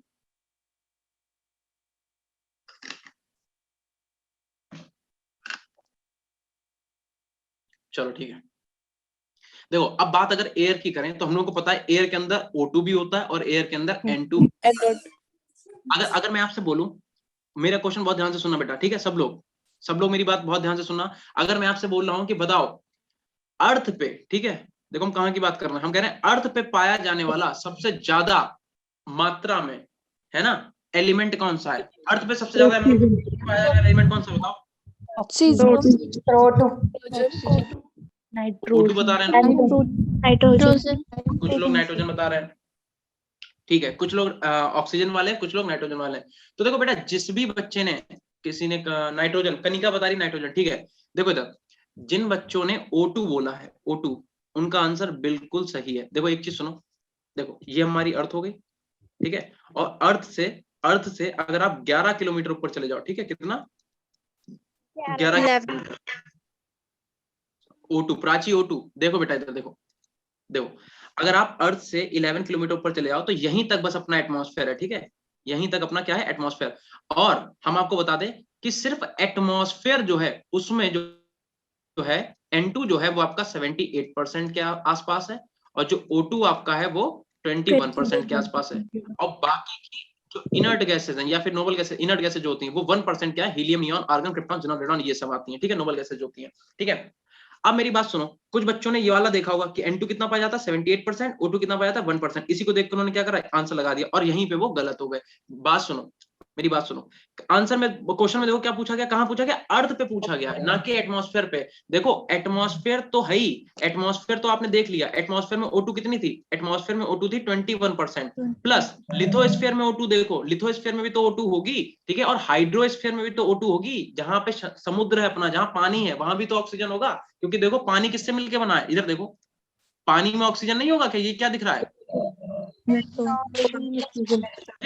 समझ में आई बात? यानी कि अगर आपसे पूछा जा रहा है कि एटमॉस्फेयर में बताओ सबसे ज्यादा पाया जाने वाला एलिमेंट कौन सा है, एटमॉस्फेयर में, तब तो आपका आंसर N2 सही होगा। लेकिन अगर आपसे पूछा जा रहा है कि पूरी अर्थ पे पाया जाने वाला सबसे ज्यादा मात्रा में जो एलिमेंट पाया जाता है वो कौन सा है, तो उसका आंसर क्या हो जाएगा, O2, क्योंकि O2 है वो आपका एटमॉस्फेयर में भी है, लिथोस्फीयर मतलब जमीन जो है उसमें भी है। देखो अर्थ फॉर्म वगैरह कैसे जिंदा रहते हैं यार बिना ऑक्सीजन के, सोच के देखो, जो अर्थ फॉर्म वगैरह है वो भी तो जिंदा रहते हैं ना, है ना, कीट जो होते हैं, और उसमें भी हम लोगों को ऑक्सीजन वगैरह प्लांट को कहां से मिलती है, ये सब चीजें भी तो होती हैं। ठीक है, तो जमीन जो है, जो हमारी लिथोस्फीयर है वहां पे भी O2 है, और जो अपना हाइड्रोस्फीयर है यानी कि जितना पार्ट पानी का है, सोच के देखो अर्थ में कितना ज्यादा पार्ट पानी का है, 70% तो पानी है अर्थ पे, तो वहां पे भी तो O2 है। इसका मतलब अर्थ पे सबसे ज्यादा पाया जाने वाला जो एलिमेंट है वो ऑक्सीजन है, ना कि नाइट्रोजन। लेकिन अगर आपसे पूछा जाए कि बताओ एटमॉस्फेयर में पाया जाने वाला सबसे ज्यादा मात्रा में एलिमेंट कौन सा, तो आपका आंसर N2 सही हो जाएगा। ठीक है, क्लियर, बताओ इतनी बात क्लियर होगी कि नहीं? ठीक है, अब आगे देखते हैं, तो हम बात कर रहे हैं एयर की। तो एयर जो है वो कहां पाई जाती है, एटमॉस्फेयर में। एटमॉस्फेयर में आपके पास O2 भी है और एटमॉस्फेयर में आपके पास N2 भी है। ठीक है, तो देखो अब हमें कैसे पता चलेगा, मैंने आपसे कहा ना, हमें कैसे ये बात पता चलेगी कि जब एल्कली मेटल्स हमारे रिएक्शन करेंगे तो कब उनके ऑक्साइड बनेंगे, कब उनके हाइड्रोक्साइड बनेंगे। तो एक चीज ध्यान रखना, अगर अपने आपने ड्राई एयर से रिएक्शन करा दिया एल्कली मेटल से, तो उस केस में क्या बनेंगे, ऑक्साइड्स। और अगर आपने मॉइस्चर का मतलब जब एयर में पानी हो, नमी हो, ठीक है, तो अगर आपने मॉइस्चर एयर से एल्कली मेटल की रिएक्शन करा दी तो उस केस में आपके बनेंगे हाइड्रोक्साइड। ठीक है, बोलो इतनी बात समझ में आई? Yes, sir. देखो एक वर्ड यहाँ पे लिखा हुआ है, क्या लिखा हुआ है, कह रहा है alkali metals gets tarnished. Tarnished किसकी वजह से, ऑक्साइड की वजह से। इस टार्निश का मतलब क्या होता है, चमक कम होना है ना, चमकना कम हो जाना। टर्बिडिटी एक तरीके की, टर्बिडिटी का मतलब क्या था, धुंधलापन आ जाना। ठीक है, टर्बिडिटी सुना है आप लोगों ने, धुंधलापन। ठीक है, तो ऑक्साइड जो होते हैं, जब एल्कली मेटल ड्राई एयर से रिएक्ट करते हैं, ऑक्साइड बनाते हैं, तो उस केस में एल्कली मेटल जो होते हैं वो टार्निश्ड हो जाते हैं, मतलब इनकी चमक जो है वो कम हो जाती है। ठीक है, चलो आगे बढ़ो। ठीक है। अब बात करते हैं हम लोग किसकी, ये रह गया। अब बात करते हैं हम लोग O2 की। अब अगर हम रिएक्शन O2 से करा रहे हैं, ठीक है, तो O2 भी अपने ऑक्सीजन अपने पास तीन फॉर्म में पाया जाता है। एक तो अपने पास क्या होता है, ऑक्साइड, एक अपने पास होता है परऑक्साइड, और एक अपने पास होता है सुपर ऑक्साइड। तो हमें देख के बेटा पहचानना पड़ेगा कि कब हम ऑक्साइड बनाएंगे, कब हम परऑक्साइड, कब हम सुपर ऑक्साइड। अब एक बात सुनो, अब हमें तो पता नहीं है, हमें थोड़ा ना पता कि मेटल रिएक्शन करके क्या बनेगा। जब हमने फर्स्ट टाइम किया होगी, अब तो हमें याद हो गया, हमने 20 बार मेटल लैब में वो एक्सपेरिमेंट करके देखा, हमें याद हो गया। बट वेरी फर्स्ट टाइम जब साइंटिस्ट लोगों को ये पता करना होगा, उन्होंने क्या करा होगा, उन्होंने लिथियम की रिएक्शन O2 से कराई होगी, सोडियम की O2 से कराई होगी, पोटेशियम की O2 से कराई होगी, तब उन्हें पता चला होगा कि कौन सा मेटल जो है वो ऑक्साइड बना रहा है और कौन सा मेटल जो है वो परऑक्साइड बना रहा है, ठीक है। तो देखो, अगर आपके पास ऑक्सीजन एटम पे -2 चार्ज है, उसे बोलते हैं ऑक्साइड। अगर 2 ऑक्सीजन एटम के ऊपर -2 चार्ज है, मतलब एक पे -1 और एक पे भी क्या -1, इसी को बोलते हैं हम लोग परऑक्साइड, ठीक है। जब यहाँ पे ऑक्सीजन ऑक्सीजन बीच में सिंगल बॉन्ड लिंकेज होता है, बोलते हैं हम लोग परऑक्साइड बॉन्ड, ठीक है। और अगर O2 के ऊपर -1 यानी कि एक ऑक्सीजन के ऊपर -1/2 चार्ज होता है, उसे हम लोग क्या बोलते हैं, सुपर ऑक्साइड। इतनी बात क्लियर है? Yes, sir. तो जब लैब में रिएक्शन करके देखी गई, तो लिथियम की रिएक्शन जब O2 से कराई गई, तो लिथियम ने 2 प्रोडक्ट बनाए, एक तो बना Li2O और एक बना Li2O2, यानी कि लिथियम ऑक्साइड बना। देखो ये क्या बना, लिथियम ऑक्साइड, ये क्या बना, लिथियम परऑक्साइड। देखा क्या गया कि लिथियम ऑक्साइड जो है वो मेजर बना, मेजर मतलब इसका अमाउंट ज्यादा था। ऐसे ही सोडियम की रिएक्शन O2 से कराई गई, तो हमें देखने को क्या मिला कि सोडियम ऑक्साइड भी बना और सोडियम परऑक्साइड भी। But this case sodium peroxide था वो मेजर अमाउंट में मिला, ठीक है।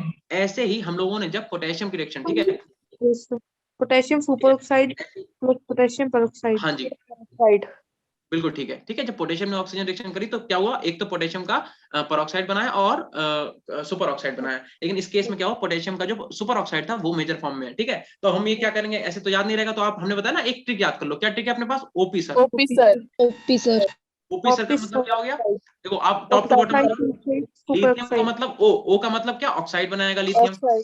सोडियम क्या है, P मतलब परऑक्साइड बनाएगा।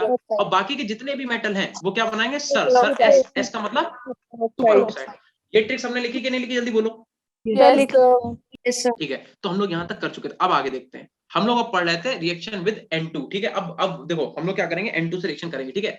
तो देख लो, सीधी सी बात है, अगर आपने लिथियम की N2 से रिएक्शन कराई, तो आपको याद करना है क्या प्रोडक्ट क्या बनेगा। क्या आप याद करना चाहते हो, नहीं, बिल्कुल भी नहीं। देखो लिथियम की वैलेंसी कितनी होती है, और बता दो, नाइट्रोजन का बता दो, नाइट्रोजन आउटर मोशन कितने इलेक्ट्रॉन होते हैं, 3। इसकी मल्टीप्लाई करो 3 से, मतलब यहाँ पे लिखो 3, यहाँ पे लिखो 1, तो Li कितना हो गया 3, N कितना हो गया 1। यानी कि अगर हम Li की रिएक्शन N2 से कराएंगे, ठीक है, अगर हम Li की रिएक्शन N2 से कराएंगे, क्या बनेगा, Li3N, यानी कि लिथियम नाइट्राइड का फॉर्मेशन हो जाएगा। और मैं आपको बता दूं कि लिथियम ही है अपने ग्रुप में सिर्फ लिथियम ही ऐसा मेटल है जो नाइट्रोजन से रिएक्शन करता है। इतनी बात क्लियर है कि नहीं? Yes sir. बाकी का देखो, फर्स्ट ग्रुप में बाकी जितने भी मेटल है लिथियम को छोड़ के, वो नाइट्रोजन से रिएक्शन करके लिथियम मेटल नाइट्राइड का फॉर्मेशन नहीं करते हैं, ध्यान रखना, सिर्फ लिथियम ही जो है वो रिएक्शन करता है, ठीक है। अच्छा, अब एक चीज सुनो, मैंने आपसे बोला था, अब तुम सोच के देखो कि तुम एल्कली मेटल खुला रख सकते हो क्या तुम एल्कली मेटल को खुला रख सकते हो?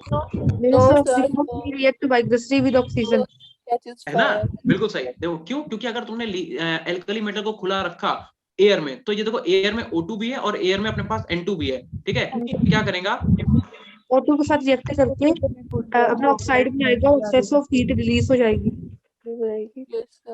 बिल्कुल सही। तो ये क्या करेगा, O2 के साथ भी रिएक्शन कर लेगा, और मेरा पेन नहीं चल रहा है, और N2 के साथ भी चल गया, ठीक है। तो मेटल को अगर आपने खुला छोड़ा, कौन सा मेटल, एल्कली मेटल को, तो ये क्या करेगा, O2 के साथ भी रिएक्शन करेगा, N2 के साथ भी, ठीक है। तो इसीलिए इन मेटल्स को क्या करते हैं, क्या लिखा हुआ है, केप्ट इन केरोसिन ऑयल, ठीक है। तो सोडियम, पोटेशियम, रुबिडियम, सीजियम, इन्हें हम लोग किसमें रखते हैं, केरोसिन ऑयल में। लेकिन हम लोग लिथियम को नहीं रखते केरोसिन ऑयल में। रीजन बता दो जल्दी से। डेंसर होता है वाटर केरोसिन से, इसलिए वो सरफेस पे आ जाता है। हाँ बेटा, आयुष है तुम्हारा नाम? किसने बताया ये अभी? आयुष, तुमने बताया बेटा? अरे बोल दो। चलो, ये बिल्कुल सही बताया, जिसने भी बताया बिल्कुल सही। देखो ऐसा होता है कि जब हम केरोसिन लेते हैं, ठीक है, मान लो ये केरोसिन है, और अगर आपने इसमें लिथियम डाला, ठीक है, लिथियम डाला, तो लिथियम क्या है, लेस डेंसर है केरोसिन से। लिथियम की डेंसिटी क्या है, वो कम होती है केरोसिन से। तो ये क्या होता है, तैर के ऊपर आ जाता है। तैर के ऊपर आएगा मतलब यहाँ पे आएगा, और यहाँ पे जैसे ही आएगा तो बताओ, यहाँ पे तो एयर भी है, O2 भी है और N2 भी है, तो ये क्या करेगा, तुरंत इनसे रिएक्शन कर जाएगा। इसलिए लिथियम, अगर क्वेश्चन में पूछा जाए आपसे पेपर में कि लिथियम को किसमें रखते हैं, तो ध्यान रखना पैराफिन वैक्स, एक केमिकल होता है पैराफिन वैक्स, उसमें हम लोग लिथियम को प्रोटेक्ट करके रखते हैं, ध्यान रखना, ठीक है। चलो यहाँ तक की बात आपको क्लियर थी? Yes, sir. यहाँ तक आपने नोट किया था कि नीचे बता दो मुझे? Yes, sir. चलो अब इसका मतलब इसके आगे का आपने नोट नहीं किया था ना? No, sir. यहाँ से ध्यान से सब लोग नोट करना। पहले तो क्वेश्चन देखो क्या कह रहा है, क्वेश्चन देखो, इसका आंसर पहले छुपा दे, नहीं तो तुम लोग आंसर बता दोगे, ठीक है। और इसे हम कर देते हैं थोड़ा और जूम, ठीक है। क्लियर है सबको? क्लियर दिख रहा है? Yes, sir. बहुत ध्यान से अपना क्वेश्चन पढ़ो। क्या कह रहा है, कह रहा फर्स्ट ग्रुप की रिएक्शन जब N2 से कराई गई तो उसने क्या बना दिया, नाइट्राइड बना दिया। कह रहा नाइट्राइड की रिएक्शन जब उन्होंने H2O से कराई तो एक बेस बन गया, एक गैस बन गई। तो बताओ ये मेटल कौन सा होगा, या फिर ये गैस, और ये पूरी रिएक्शन सॉल्व करके दिखाओ जल्दी से सब लोग। Sir, H2 plus lithium peroxide. बताओ बेटा।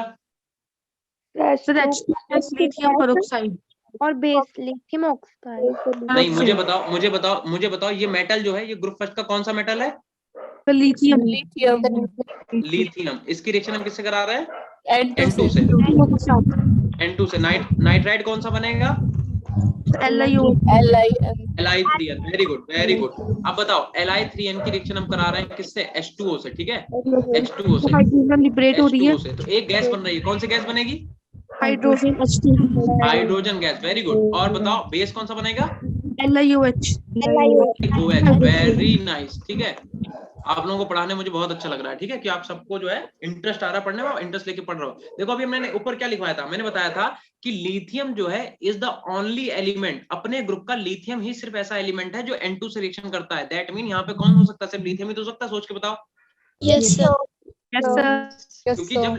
क्योंकि लिथियम ही N2 से रिएक्शन कर सकता है फर्स्ट ग्रुप में, इसका मतलब यहाँ पे लिथियम होगा। उसने क्या करा, लिथियम नाइट्राइड बनाया। अब लिथियम नाइट्राइड का फॉर्मूला क्या होगा वो आपको मैं बता चुका हूँ। इसकी मल्टीप्लाई क्या करो, इसके वैलेंस इलेक्ट्रॉन से, इसकी मल्टीप्लाई इसके वैलेंस, मतलब यहाँ पे 1 यहाँ पे 3, यानी कि Li3n बन जाएगा। उसकी रिएक्शन अगर आप H2O से कराओगे तो होगा क्या, H2 गैस अलग निकल जाएगी और अपने पास LiOH जो है वो अलग बन जाएगा। बिल्कुल सही, ठीक है ना। तो ये क्वेश्चन आप लोग जैसे बिल्कुल ऐसे नोट कर लो जल्दी से सब लोग। Sir, कर लिया, ठीक है बेटा। इन बच्चों को करना है, स्क्रीनशॉट लेना, वो भी ले लो जिन्होंने नहीं किया है, ठीक है। अगर सबने कर लिया तो बहुत अच्छी बात है। PDF भेज दिया था सर. क्या करो बेटा? सर PDF भेज दिया है सर ने. PDF मैंने बेटा हाँ भेज दिया था। आपका जो पुराना वाला लेक्चर है उसके PDF भी भेज दिए थे, और ये वाला भी मैंने अपलोड कर दिया। आप जाके गूगल ड्राइव पे अपने चेक करना, ठीक है। Yes, sir. मिल गया था, बहुत अच्छी बात है। अपने गूगल ड्राइव में चेक कर लेना, ठीक है, वहां पे PDF मैंने डाल रखा है, ठीक है। चलो अगला देखो, ये देखो Li की रिएक्शन N2 से कराई, क्या बना, Li3n बनाया। फिर उसके लोगों ने यहाँ पे H2O से जब रिएक्शन कराई तो H2 गैस बनी और बेस बन गया LiOH। चलो अगला देखो, ऐसे ही बिल्कुल ऐसे ही जैसे हम लोगों ने ग्रुप फर्स्ट की रिएक्शन कराई है, अगर ऐसे ही हम लोग क्या करें, ग्रुप सेकंड की रिएक्शन कराएं, ठीक है। जैसे हम लोगों ने ग्रुप फर्स्ट की रिएक्शन कराई है, अगर हम लोग ऐसे ग्रुप सेकंड की बात करें तो Be जो है, ठीक है, वो एयर और वाटर के साथ एबनॉर्मल कंडीशन में रिएक्शन नहीं करता है, ठीक है। देखो जोर जबरदस्ती कराओगे तो कर लेगा, बट नॉर्मल कंडीशन पे नहीं करता है। ऐसे ही Mg क्यों नहीं करता है, रीजन बताओगे? Sir, क्योंकि उनकी आयनाइजेशन काइनेटिकली इनर्ट होता है ऑक्सीजन की तरफ। आयनाइजेशन एंथैल्पी हाई होती है इनकी, वेरी गुड। एक तो और देखो साइज कम होता है। दो रीजन है, एक तो साइज, एक तो इनका साइज क्या होता है, छोटा होता है। दूसरी बात इनकी जो आयनाइजेशन एनर्जी है वो ज्यादा हाई होती है, ठीक है। तो बस सिंपल सी बात है, इतनी इसमें याद करने वाली कोई बात ही नहीं है कि अगर Be, बेरिलियम और मैग्नीशियम को हम लोग एयर और वाटर से रिएक्शन कराएं तो नॉर्मल कंडीशन पे ये रिएक्शन नहीं करेंगे, ठीक है। क्योंकि as they do not lose their electron easily, क्योंकि इनकी जो आयनाइजेशन एनर्जी होती है, इनकी जो आयनाइजेशन एनर्जी होती है वो कैसी होती है, हाई होती है। बोलो बात आगे, ठीक है। चलो आगे देखते हैं। देखो लेकिन अगर हमने क्या करा, देखो कुछ बच्चे शैतान होते हैं ना, जैसे घर में मम्मी कहती खाना खा लो, छोटे बच्चे जो होते हैं, मम्मी कहती खाना खा लो, दूध पी लो, और उन्हें हाथ में मतलब ले लेके उनके पीछे दौड़ती हैं, बट बच्चे नहीं खाते हैं। फिर जब उनकी आती है पिटाई कुटाई, उन्हें जब कूटते हैं तब वो खाना खा लेते हैं फिर, ठीक है। तो ऐसे अगर आप बेरिलियम और मैग्नीशियम कूट दो इन द सेंस इन्हें पाउडर्ड फॉर्म में ले आओ, ठीक है। नॉर्मल टेम्परेचर पे नहीं करेंगे, बट अगर आप इन्हें कूट दो, इन्हें आप पाउडर फॉर्म में ले आओ, तो ये रिएक्ट कर जाएंगे किसके साथ, O2 के साथ भी और N2 के साथ भी। अगर आपने Be की रिएक्शन O2 का, बताओ क्या आपको याद करना पड़ेगा, क्या याद करना पड़ेगा, क्या बनेगा? No, sir. Hit and trial method use करो, 10th से यूज करते आ रहे हो। देखो बी के वैलेंस इलेक्ट्रॉन कितने होते हैं 2, ऑक्सीजन वैलेंस इलेक्ट्रॉन कितने होते हैं 2, तो दो एक दूसरे को क्या कर देंगे न्यूट्रल, क्या बन जाएगा BeO। ऐसे ही अगर आप Be की रिएक्शन N2 से कराते हो तो बी के वैलेंस इलेक्ट्रॉन हो गए 2, N के कितने हो गए 3, इसकी मल्टीप्लाई इससे, इसकी मल्टीप्लाई इससे, बी कितने बी हो गए कितने 3 और N कितने हो गए 2 N2, यानी कि Be3N2 बनेगा कि नहीं बनेगा बताओ। Yes, sir. ठीक है, नोट करो जल्दी से बेटा, ये आप लोगों ने नोट नहीं किया था, जल्दी से यहाँ से नोट करो। Sir, कर लिया। सर कर रहे हैं अभी 1 मिनट। सर अभी कर रहे हैं। हाँ नहीं, आराम से कर लो, कोई दिक्कत नहीं है बेटा, कोई जल्दबाजी नहीं है, आराम से नोट करिए आप। सर कर लिया। हो गया। कर लिया, यस सर। ठीक है। देखो तो हमें अब ये अगर आपको याद करना पड़ गया ना कि Be की रिएक्शन O2 से कराएंगे तो क्या बनेगा, तो मेरा पढ़ाना बेकार है, क्योंकि आपको सिंपली कुछ नहीं करना है, hit and trial method use करना है। मतलब आपको Be के नीचे Be के वैलेंस इलेक्ट्रॉन लिखने हैं, ऑक्सीजन के नीचे ऑक्सीजन के वैलेंस इलेक्ट्रॉन लिखने हैं, ठीक है। इनकी क्रॉस मल्टीप्लाई कर दो, बस बात खत्म, ठीक है। अगर सेम है तो न्यूट्रल हो जाएगा, डिफरेंट है तो उतने ही नंबर उनके नीचे आ जाएगा। Be के इधर मल्टीप्लाई के 3 तो B कितना आ गया 3 आ गया, और N की मल्टीप्लाई 2 से करो कितना हो गया 2, ठीक है। Be बन गया, N2 बन गया, ठीक है। ऐसे अगर आप आगे देखो, अगर हम लोग Mg की रिएक्शन O से करा दें, O2 से क्या बनेगा MgO, क्योंकि इसकी वैलेंस इलेक्ट्रॉन कितने होते हैं 2, इसके भी कितने होते हैं 2। बट अगर आप Mg की रिएक्शन N2 से कराओगे तो क्या हो जाएगा Mg3N3 बनेगा कि नहीं बोलो। Yes sir. नोट कर लो, ये वाली रिएक्शन भी नोट कर लो बेटा, ये सब Yes, sir. नोट कर लो जल्दी से, सब सेम है, ठीक है, सब वैसे ही। अगर देखो Ca का भी कितना होता है 2 होता है, O का भी 2, CaO बन जाएगा, बनेगा कि नहीं बताओ। यहाँ पे अगर आप Ca ले लोगे Yes, sir. तो Ca का कितना हो जाएगा 2, N का कितना हो जाएगा 3, तो इसकी मल्टीप्लाई से इसकी मल्टीप्लाई से Ca3N2 बन जाएगा। नोट कर लो सब, Yes, ये वाली रिएक्शन भी नोट कर लो, यहाँ पे ऐसा लिख लेना और यहाँ पे लिख लेना Ba+N2, ठीक है। क्या आपको ये रिएक्शन याद करनी पड़ी बेटा। No, sir. ठीक है, तो बस याद अगर करोगे ना तो केमिस्ट्री इतनी सारी केमिस्ट्री है कि आप इतनी चीजें याद नहीं रख पाओगे, इसलिए ट्रिक बनाते हुए चलो, ठीक है, दिमाग में सोचते हुए चलो, समझते हुए चलो, आपको कुछ भी याद नहीं करना पड़ेगा, ठीक है। क्या इतना सबका नोट हो गया। चलो तो आगे देखते हैं, ठीक है। अब बात करते हैं हम लोग रिएक्शन विद वाटर की। क्या सबको क्लियर दिख रहा है। Yes, sir. रिएक्शन, अगर हम लोग रिएक्शन विद वाटर की बात करेंगे तो वाटर में भी हम लोग 2 रिएक्शन देखेंगे, एक तो ग्रुप फर्स्ट की और हम लोग देखेंगे ग्रुप सेकंड की। तो देखो अगर आपने ग्रुप फर्स्ट के किसी भी मेटल की रिएक्शन H2O से कराई तो क्या बनेगा, एक तो मेटल हाइड्राइड बनेगा और अपने पास Yes, क्या निकल जाएगा H2 गैस निकल जाएगा। मेटल हाइड्राइड का मतलब मेटल और हाइड्रोजन, इसे बोलते हैं मेटल हाइड्राइड। अच्छा बताओ, सबको आवाज आ रही मेरी। Yes, sir. बताओ बेटा, मेटल में और हाइड्राइड में इलेक्ट्रोनेगेटिव मतलब पॉजिटिव चार्ज किसके पे आएगा और नेगेटिव साइन किस पे आएगा, जल्दी बता दो। तो पॉजिटिव Na पर आएगा और मेटल्स पर OH पर नेगेटिव। OH नहीं बनेगा। अरे यहाँ पे अच्छा हाइड्रोक्साइड लिखा हुआ है, हाँ ठीक है, मेटल हाइड्राइड क्यों बनेगा, ठीक है बेटा, ठीक है, राइट। अगर हम लोग NaOH लिखेंगे ना तो NaOH को अगर आप ब्रेक करोगे तो Na पे क्या आ जाएगा पॉजिटिव एंड OH पे आ जाएगा नेगेटिव, बिल्कुल सही, ठीक है। तो अगर हम एल्कली मेटल की रिएक्शन H2O से कराते हैं, H2O से अगर हम लोग कराएंगे तो एक तो मेटल हाइड्रोक्साइड बनेगा LiOH, NaOH, KOH, RgOH, SHOH, ठीक है, CSOH सॉरी सीजियम, और बाकी कौन सी निकल जाएगी, हाइड्रोजन गैस जो है वो निकल जाएगी। इतना नोट करो जल्दी से सब लोग, इतनी बात बेटा नोट कर लो। क्या नोट हो गया इतना। ठीक है, आराम से नोट कर लो। तो हो गया। हो गया, यस सर। ठीक है, एक बार सबका हो जाए तो बता देना बेटा। चलो ठीक है, अब आते हैं हम लोग। हाँ बेटा क्या कह रहा हूँ। सर हो गया। ठीक है, चलो अब देखो, अब हम बात करते हैं ग्रुप सेकंड के एलिमेंट की, ठीक है। ग्रुप सेकंड के एलिमेंट की अगर हम लोग बात करें तो देखो ग्रुप सेकंड के एलिमेंट का मतलब, अगर आपने भाई आपको याद करने की जरूरत नहीं है, कैल्शियम लो इधर, मतलब ग्रुप सेकंड का कोई भी मेटल लो और इधर क्या कर लो OH ले लो, इधर कैल्शियम के वैलेंस इलेक्ट्रॉन और इधर OH का। OH पे चार्ज कितना होता है बेटा, OH पे चार्ज होता है -1, ठीक है। क्रॉस मल्टीप्लाई कर दो यानी कि Ca और OH का होल ट्वाइस, ठीक है।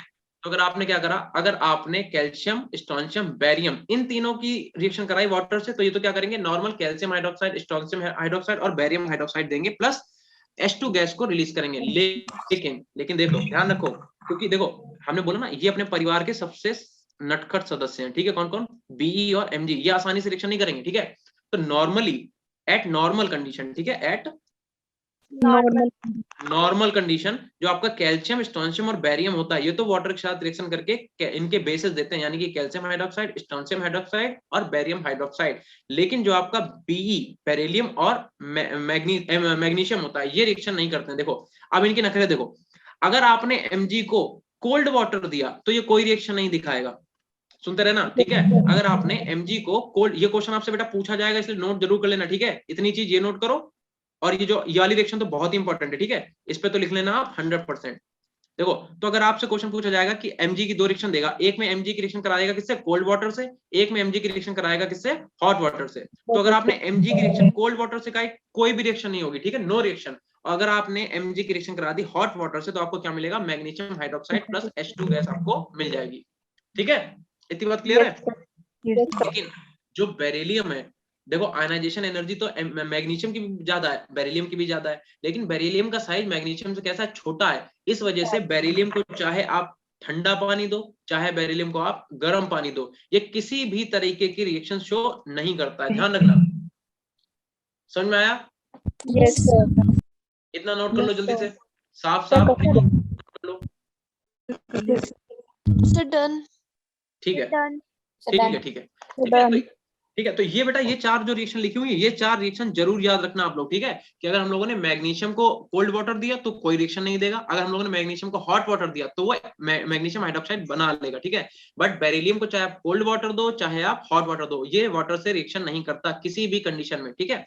चलो आज का लास्ट टॉपिक पढ़ते हैं, ठीक है। Yes sir. और वो टॉपिक क्या है, रिएक्शन विद H2। अब हम लोग क्या करेंगे, हाइड्रोजन से रिएक्शन करा के देखेंगे। वैसे ही पहले किसकी कराएंगे, ग्रुप फर्स्ट की, फिर किसकी कराएंगे, ग्रुप सेकंड की, ठीक है। तो देखो अगर आपने एल्कली मेटल की रिएक्शन हाइड्रोजन से करा दी, ठीक है, अगर आपने एल्कली मेटल की रिएक्शन हाइड्रोजन से करा दी तो आपको क्या मिलेगा, मेटल हाइड्राइड मिलेगा, ठीक है। क्या मिलेगा, मेटल हाइड्राइड। अब यहाँ पे बताओ मुझे, ये क्वेश्चन यहाँ पे पूछना था मुझे कि इनमें से मेटल और हाइड्रोजन में से नेगेटिव साइन किस पे आएगा, पॉजिटिव साइन किस पे आएगा, बता दो जल्दी से। सब मेटल पर पॉजिटिव, मेटल पर पॉजिटिव और हाइड्रोजन पर नेगेटिव। ये बात क्या, ये बात सही लिखी है कि नहीं लिखी, जल्दी बता दो। ये बात बिल्कुल सच है, क्योंकि मेटल्स क्या होते हैं, इलेक्ट्रोपॉजिटिव इन नेचर होते हैं। वैसे तो हाइड्रोजन भी इलेक्ट्रोपॉजिटिव होता है, लेकिन जैसे ही वो मेटल के साथ आता है उसका कैरेक्टर कैसा हो जाता है, पार्शियल नेगेटिव, और मेटल का कैसा होता है, पार्शियल पॉजिटिव, जब आप इनके इसके बॉन्ड को ब्रेक करते हो। ध्यान रखना इतनी बात, ठीक है। तो यहाँ पे क्या होता है, मेटल पे आता है पॉजिटिव, क्योंकि मेटल्स क्या होता है, इलेक्ट्रोपॉजिटिव, और हाइड्रोजन के साथ आता है नेगेटिव, ठीक है। तो यानी कि ग्रुप फर्स्ट के मेटल्स की रिएक्शन आपने H2 से करा दी तो क्या मिलेगा, मेटल हाइड्राइड मिलेगा, ठीक है। यानी कि lithium, sodium, potassium, rubidium, caesium, इसकी रिएक्शन अगर आपने H2 से कराई तो lithium hydride, sodium hydride, potassium hydride, rubidium hydride और सीजियम हाइड्राइड मिलेगा, ठीक। एक चीज और, अब देखो आपसे अगर पूछा जाए कि इनमें से ये जो आपने हाइड्राइड लिखे हैं मेटल्स के, lithium hydride, sodium hydride, potassium hydride, rubidium and caesium hydride, इनमें से बॉन्ड डिसोसिएशन एनर्जी सबसे ज्यादा किसकी है। बॉन्ड डिसोसिएशन एनर्जी का मतलब कि यहाँ पे LiH का बॉन्ड ज्यादा स्ट्रॉन्ग है, या फिर NaH का बॉन्ड ज्यादा स्ट्रॉन्ग है, या फिर KH का बॉन्ड ज्यादा स्ट्रॉन्ग है। ऐसे ही पूछ ले RBH का या फिर CSH का, बताओ। लिथियम और H का। लिथियम का साइज बहुत छोटा इस वजह से, ठीक है, ठीक है। लिथियम का साइज बेटा इतना छोटा होता है, इस वजह से लिथियम और हाइड्रोजन का जो साइज है वो बहुत ही स्ट्रॉन्ग है। मतलब अगर आपको इस बॉन्ड को तोड़ना है तो आपको इसे बहुत ज्यादा एनर्जी देनी पड़ेगी, बात समझ में आई। और देखो कितनी एनर्जी देनी पड़ेगी, 1073 केल्विन, समझ रहे हो, बहुत ज्यादा हीट हो गई है। इतनी हीट अगर आप दोगे 1073 केल्विन अगर आप हीट दोगे, तब आप इसके बॉन्ड को ब्रेक कर सकते हो। वेयर एज जो बचे हुए जितने भी मेटल हाइड्राइड हैं, उन्हें उनके बॉन्ड को अगर आपको तोड़ना है तो आप कितने पे तोड़ सकते हो, 673 केल्विन पे आप इन्हें ब्रेक कर सकते हो। बताओ समझ आ गई बात। Yes sir. ध्यान रखना, आपसे पूछा था कि मेटल के जो हाइड्राइड होते हैं वो कैसे होते हैं नेचर में, ध्यान रखना ये कैसे होते हैं, आयनिक सॉलिड होते हैं। और अगर आयनिक सॉलिड है तो इनका मेल्टिंग पॉइंट और बॉइलिंग पॉइंट हाई होगा। मुझे एक बात बता दो बेटा, आयनिक कैरेक्टर और कोवेलेंट कैरेक्टर आपने पढ़ा है केमिकल बॉन्डिंग में कि नहीं? पढ़ा है। फेजान रूल पढ़ा है, फेजान रूल, सबने फेजान रूल पढ़ा है? यस तो चलो एक क्वेश्चन फेजान रूल से बेटा पूछना, बता देना, ठीक है। चलो अगर मैं आपसे कह रहा हूं कि LiF and LiCl, LiBr and Li, ठीक है, मैं पूछ रहा हूं इनमें से सबसे ज्यादा आयनिक कैरेक्टर किसका है, बता दो सबसे ज्यादा आयनिक कैरेक्टर। Sir lithium fluoride. वाला ऑर्डर बता रहे हो ना, ये ऑर्डर बता रहे हो ना सब लोग? Yes sir. Yes sir. Uday क्या बता रहा है? कह रहा है कि lithium ion has a small size, hence it can easily distort the electron cloud of the anion, hence lithium halide are. ठीक है बेटा, ठीक है। इतनी बात आपको, वैसे आपको अगर पता है तो बहुत अच्छी बात है, बट आपको बताने की जरूरत नहीं है, ठीक है। आप नॉर्मल भी आंसर बता सकते हो, ठीक है। चलो देखो, ठीक है। LII प्रतिभा ठाकुर, LII आप गलत बता रहे हो, ठीक है। देखो सबसे ज्यादा पूछा है कि आयनिक कैरेक्टर किसमें होगा। आयनिक कैरेक्टर देखो, आपने एक ट्रिक याद करी होगी, अगर नहीं याद करी तो लिख लो। क्या ये ट्रिक सबको पता है? No sir. नो बेटा ये सर। ट्रिक पता है? नो नहीं सर। पता तो लिखो लिखो लिखो, जल्दी लिखो लिखो, इस ट्रिक को लिखो सब लोग। देखो S का मतलब स्मॉल, स्मॉल। C का मतलब कैटायन, स्मॉल कैटायन। L का मतलब लार्ज, लार्ज। A का मतलब एनायन, ठीक है। अगर स्मॉल कैटायन है और लार्ज एनायन है तो उसका जो कोवेलेंट कैरेक्टर होगा, उसका जो कोवेलेंट कैरेक्टर होगा वो ज्यादा होगा, ठीक है। हाँ ये ट्रिक जी। लिख लो बेटा कहीं पे, ये यहाँ पे कहीं पे ट्रिक लिख लो, ठीक है। ये ट्रिक लिखो कहीं पे, SCLA small cation large anion. अगर कहीं पे स्मॉल कैटायन है, लार्ज एनायन है, तो उसका कोवेलेंट कैरेक्टर ज्यादा होगा। अगर उसका कोवेलेंट कैरेक्टर ज्यादा होगा, दैट मीन उसका आयनिक कैरेक्टर क्या होगा? कम कम होगा। तो देखो जरा एक चीज देखो, अगर हम LiF की बात करें, LiCl की बात करें, LiBr की बात करें, LiI की बात करें, तो देखो लिथियम तो सब में कॉमन है। मतलब अगर लिथियम का आयन बनाओगे तो सब में यही तो बनेगा। देखो लिथियम का आयन तो सब में सेम ही रहेगा ना। Yes sir. अगर आप लिथियम के साथ फ्लोरीन बनाओगे तो फ्लोरीन का एटम भी कैसा होगा? इतना ही। बट क्लोरीन का थोड़ा फ्लोरीन से बड़ा हो जाएगा, ब्रोमीन का थोड़ा और बड़ा हो जाएगा, और आयोडीन का तो बहुत ही बड़ा हो जाएगा। यानी कि लिथियम और आयोडीन का जो बॉन्ड होगा ये कैसा होगा? कोवैलेंट इन कैरेक्टर होगा। बताओ बात समझ में आई कि नहीं आई? और एक चीज ध्यान रखना, जो आपके मेल्टिंग पॉइंट होते हैं, ठीक है, मेल्टिंग पॉइंट वो डायरेक्टली प्रोपोर्शनल होते हैं किसके? बताओ, कोवैलेंट कैरेक्टर की आयनिक कैरेक्टर के? सर आयनिक कैरेक्टर। मेल्टिंग पॉइंट जो है वो डायरेक्टली प्रोपोर्शनल होंगे आयनिक कैरेक्टर के, और इनवर्सली प्रोपोर्शनल होंगे किसके? कोवैलेंट कैरेक्टर के। किसके? कोवैलेंट कैरेक्टर के। बोलो इतनी बात समझ में आई कि नहीं? Yes sir. Yes sir. अब हम आपसे एक क्वेश्चन पूछ रहे हैं, बहुत सोच समझ के आंसर देना, ठीक है। पूछूं क्या मैं? Yes sir. चलो ठीक है।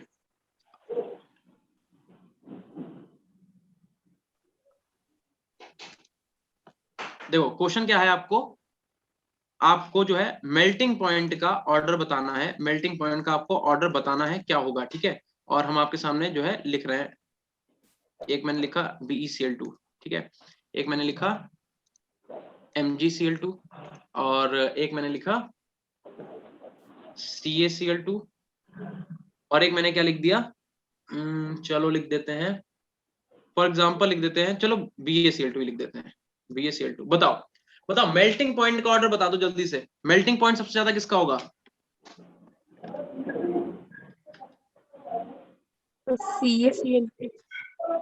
CaCl2 आंसर आ रहा है। बाकी लोग बताओ। MaCl2।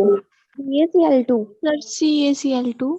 कुछ बच्चों का आंसर आ रहा है, देखो मैं बता दूं, कुछ बच्चों का आंसर आ रहा है MgCl2, कुछ बच्चों का आंसर आ रहा है CaCl2। देखो एक चीज समझो, देखो हम लोगों ने ट्रिक क्या बनाई, हमने लिखा स्मॉल कैटायन लार्ज एनायन, है ना। बट इसमें एनायन तो सेम है, एनायन तो सेम है कि नहीं? बताओ। Yes sir. Yes sir. देखो एनायन तो इसमें भी सेम है, इसमें भी सेम है, इसमें भी सेम है, और इसमें भी सेम है। इसका मतलब इस बार चेंज क्या हो रहा है? कैटायन। देखो एनायन जो है, एनायन इसमें भी सेम है, इसमें भी सेम है, और इन दो वाले में भी क्या सेम है, ठीक है। एनायन तो जो है वो सेम है, Cl है ना। लेकिन इसमें देखो, इसमें कौन सा एनायन कैटायन जुड़ा हुआ है? Be छोटा होगा कि नहीं होगा? बताओ। Yes sir. फिर उसके बाद क्या है? Mg का एटम क्या होगा? थोड़ा सा बड़ा होगा। फिर है क्या? बेटा मांगे कार, इसका मतलब कैल्शियम का जो आयन होगा और भी बड़ा होगा, और बेरियम का तो अप्रोक्सीमेटली एनायन के बराबर ही होगा।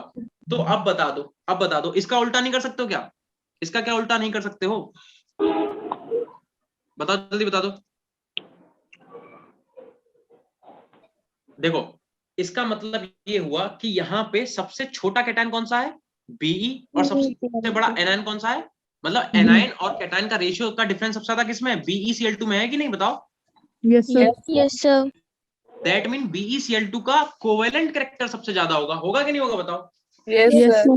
देखो क्योंकि हमने क्या बताया, स्मॉल कैटायन लार्ज एनायन, तो स्मॉल कैटायन और लार्ज एनायन का जो रेशियो है वो BeCl2 में सबसे ज्यादा है। देखो यहाँ पे रेशियो सबसे ज्यादा है, ये थोड़े से बड़े हैं, इसमें क्या है अप्रोक्सीमेटली इक्वल है, ये तो बिल्कुल इक्वल है। उसके बाद कोवेलेंट कैरेक्टर ऑर्डर लगा लो पहले आप, उसके बाद क्या आ जाएगा अपने पास MgCl2, फिर क्या आ जाएगा अपने पास CaCl2, एंड देन क्या अपने पास CaCl2। लेकिन ये बेटा ये ऑर्डर है कोवेलेंट कैरेक्टर का। आपसे पूछा क्या गया, देखो कोवेलेंट कैरेक्टर के मेल्टिंग पॉइंट कैसा होगा, इनवर्सली प्रोपोर्शनल, यानी कि कोवेलेंट कैरेक्टर जिसका सबसे ज्यादा उसका मेल्टिंग पॉइंट क्या होगा, सबसे कम। कम, यानी मेल्टिंग पॉइंट सबसे ज्यादा होगा BaCl2 का, फिर किसका होगा CaCl2 का, फिर CaCl2 का, MgCl2 और फिर MgCl2 का, BeCl2 फिर हो जाएगा अपने पास MgCl2 का, और फिर उसके बाद क्या हो जाएगा, बचा क्या अपने पास BeCl2, BeCl2। बोलो इतनी बात समझ में आएगी नहीं? Yes, sir. Yes, sir. Yes, sir. बेटा आप लोगों को आवाज आ रही है? Yes, sir. Yes, sir.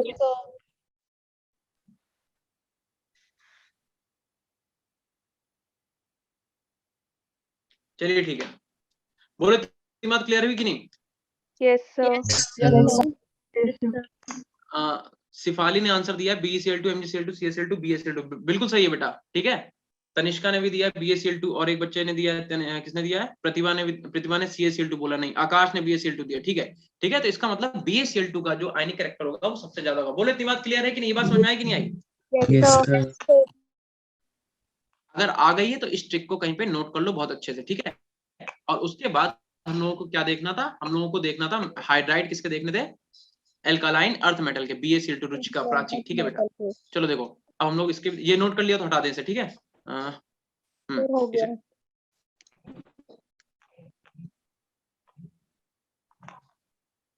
ठीक है, देखो अब आपको क्या करना है, ग्रुप सेकंड के देख लो। ऐसे ग्रुप सेकंड में क्या करोगे आप, जब मेटल की रिएक्शन कराओगे आप किससे, H2 से, तो क्या होगा, मेटल हाइड्राइड बनेगा। लेकिन यहाँ पे मेटल हाइड्राइड कौन सा बनाता है, MH, और यहाँ पे कैसा मेटल हाइड्राइड बनेगा, MH2। बताओ बनेगा कि नहीं बनेगा? Yes, sir. क्यों बनेगा?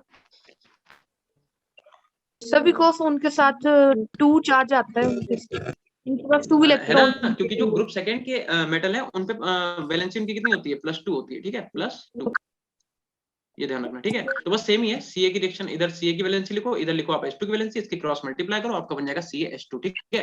लेकिन ध्यान रखना Be जो है वो हाइड्रोजन से रिएक्शन नहीं करता, ठीक है। Be जो है हाइड्रोजन से रिएक्शन नहीं करता नॉर्मल कंडीशन पे, ठीक है। बाकी के जितने भी Mg हो गया आपका, C हो गया, स्ट्रोंशियम हो गया, बेरियम हो गया, इनके H2 से रिएक्शन कराएंगे तो मेटल के हाइड्राइड बन जाएंगे। नोट कर लो जल्दी से नोट कर लो। सर कर लिया। स्विच हो गई, इसे इरेज कर देते हैं, रुको।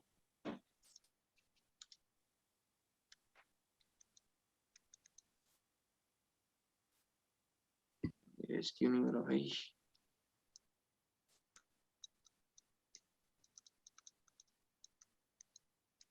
हो गया नोट बेटा? Yes, sir. Yes, sir. इतना नोट कर लो। अब इतना नोट करने के बाद आप यहाँ पे देखो, ठीक है, देखो। लेकिन अगर हम क्या करें कि हम कहें नहीं हमें तो भैया Be की रिएक्शन करानी है एट एनी हाउ, हमें Be की जो है हाइड्रोजन से कैसे करके बेरिलियम और हाइड्रोजन का कंपाउंड बनाना ही है, तो उस केस में क्या है, अनदर मेथड है, ठीक है। और वो मेथड क्या है, सरप्राइज, ठीक है बेटा। सर कल टेस्ट है किस चीज का? नहीं तो कल टेस्ट नहीं है, नहीं बेटा कल टेस्ट नहीं है, ये चैप्टर अभी कंप्लीट नहीं हुआ है, ठीक है। अगर कल क्लास लगेगी, मैम से मैं पूछ लूंगा, अगर कल क्लास लगेगी तो मैं आपको इसी चैप्टर के क्वेश्चन की प्रैक्टिस जरूर करा दूंगा, ठीक है। टेस्ट नहीं है, टेस्ट होगा जब चैप्टर कंप्लीट हो जाएगा, ठीक है बेटा। ठीक है, तो ऐसा करते हैं बेटा ना, अब आज यहीं तक रखेंगे क्योंकि मेरी 2 मिनट में जो है नेक्स्ट क्लास स्टार्ट होने वाली है, तो बस यहीं तक रखते हैं, तब तक आपके दूसरे सर आ गए होंगे, ठीक है। Yes sir. यहाँ तक आप लोग नोट कर लेना, और इसके जो भी नोट्स होंगे वो आपके मैं ड्राइव में डाल दूंगा, ठीक है। Yes, sir. Okay sir. Thank you sir. चलो ठीक है बेटा, Thank you, sir. Thank you sir. Thank you sir. Thank you sir. Thank you to you all, ठीक है। चलिए ठीक है बेटा, good evening to all, bye.